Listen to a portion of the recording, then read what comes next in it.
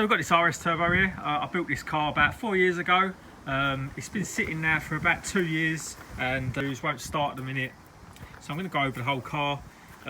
It's got some rust issues. We're going to sort out all the Fords have got rust issues though.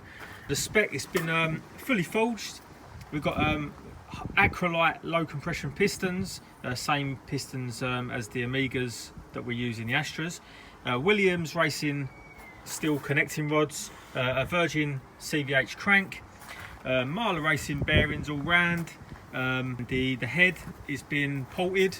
It's got oversized valves on the inlet by 1mm, and we've got a CVH 35 camshaft with a vernier pulley, and as you can see here, it's been converted to EFI, Cosworth throttle body.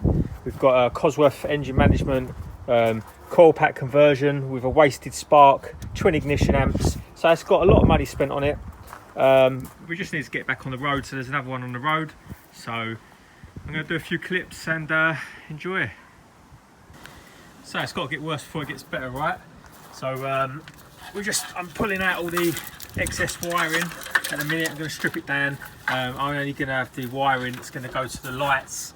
Nothing else is needed because we have got an EFI now, so this is all to run the MFI unit and the MFI ECUs. So I'm going to get to tidying that up. It already cleans up the wing a lot, but I'm going to hide a lot of this wiring as well, go in the outside of the wings and make it a lot cleaner.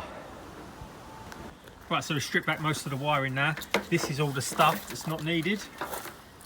So we're going to get that out. We're going to get that out by the fuse box, and I've separated all the stuff that is actually needed to run the headlights and the heater fans and stuff. So you can see it's well worth getting rid of all this lot. Absolutely tons and tons of wiring not needed.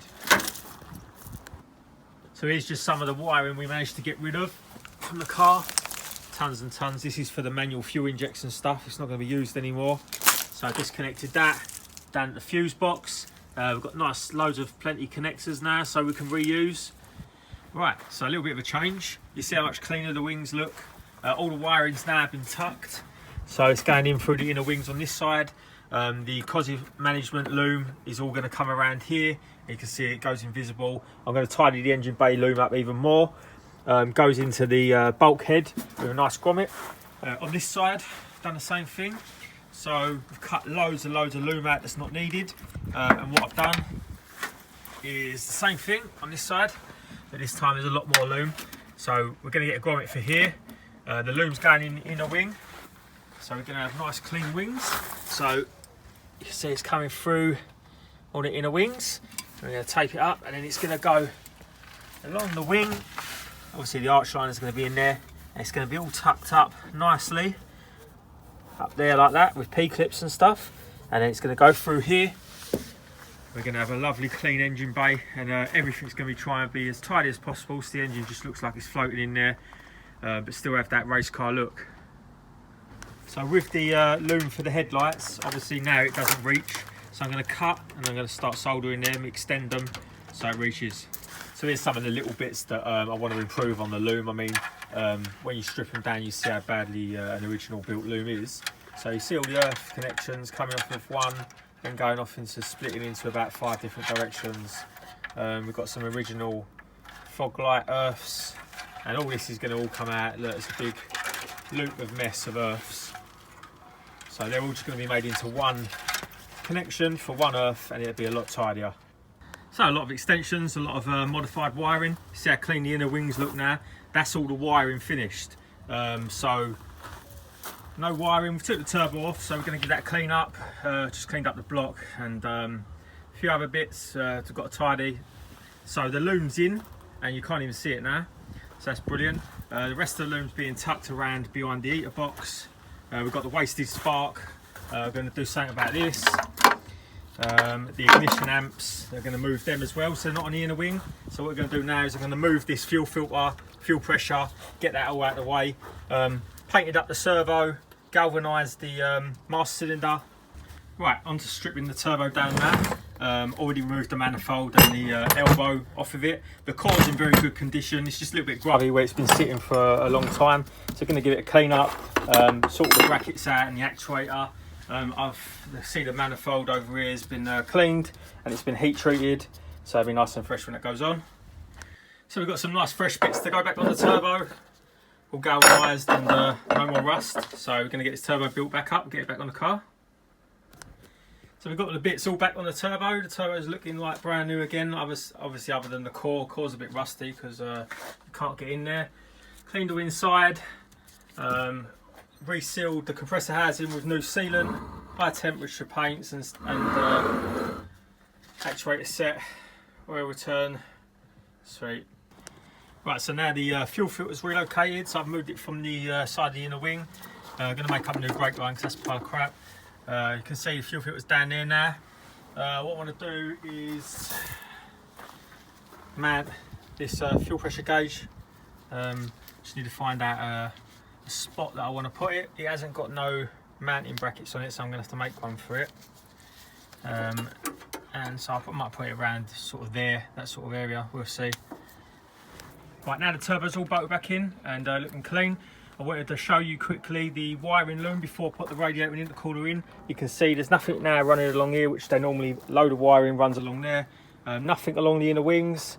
I'm going to get a grommet from over there, so the wiring now goes either way. It's all cleaned up here. This is for the alarm, which is going to be moved behind here so it's not in the way. There's no loom along here. This all been tucked down into the chassis legs. Even the battery is been turned around, and the ignition amps, the twin ignition amps for the coil packs, they've been there just to hide the grommet at the back. Right, so it's time to get the radiator in. Obviously this radiator is not going to fit with the big intercooler and the new fans that are in, so just making up a few brackets. I'm going to stick them along there. It's going to spacer it out. I'm going to weld a nut underneath it. It's going to lift it off of the chassis leg and push it backwards as well. Right, so just knocked up this spacer bracket because I can't get to the underneath of the bracket, so I'm going to weld on a nut so I don't have to bother sticking a spanner underneath. Couple quick tacks, bit of stone chip, bracket done. Right, so I nearly finished relocating all the wiring. You can see you put the twin ignition amps here for the wasted spark. I've even turned the battery around so you can't even see the grommet down the back of there. There's going to be no wiring going down the inner wings now, so you can see it dives down in the chassis legs. You can see that all the wiring's been tucked down behind the cross member, so you've got none in the way of the radiator. You can't even see it. Same on this side. This is all the wiring finished. You can see it goes in the inner wing. Going to get a grommet for there. This is for the alarm wiring, so that's going to be relocated behind there. Even the engine loom wiring itself. So I've tucked all that away, so you can't even see the wiring for the engine loom. It's going to go into the heater box down here, then come out of here, and you won't even see it. So I'm looking forward to it all being together and running, so it's going to look really tidy. Right, so the whole idea of the bracketry is to move the radiator as far back as possible but still have clearance for the actuator, because I want to get the fan in between the intercooler and the radiator. So I want it to sit behind there on the radiator but still have room at the front of the car.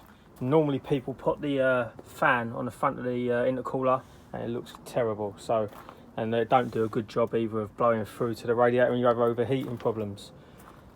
So that's all that mocked up. You can see the clearance, tiny clearance, but nothing moves here once it's all bolted in. It's all solid.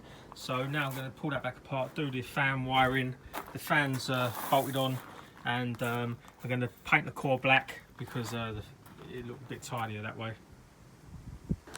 Right, so we're getting somewhere now. It's looking a lot tidier. We've got the clearance we need behind the intercooler for the radiator and the fan.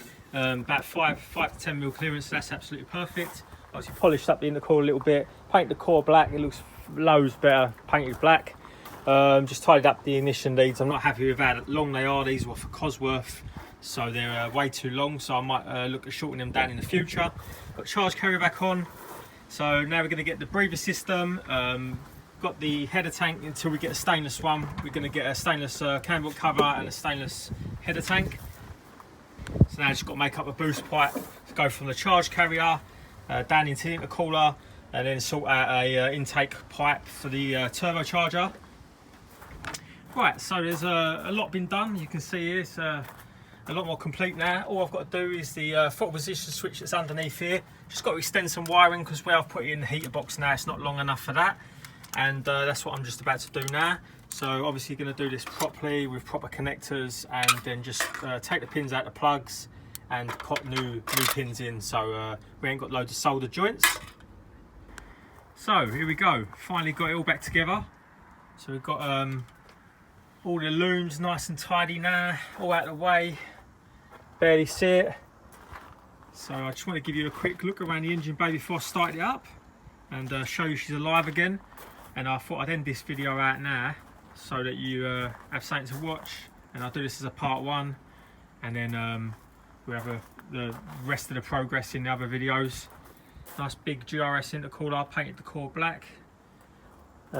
See the clearance now on the radiator and the fans. So let's get her started.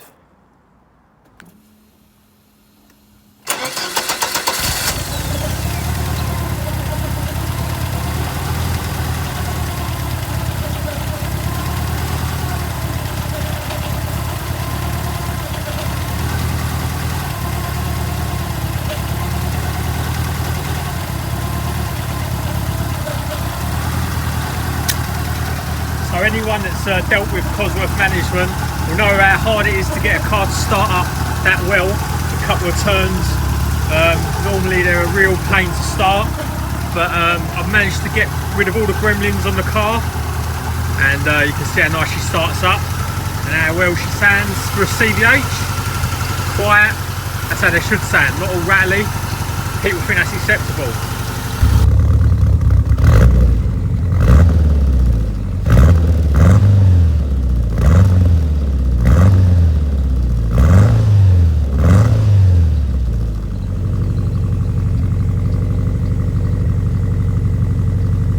I'm going to give the car a proper tidy up now because it's filthy where it's been sitting for so long.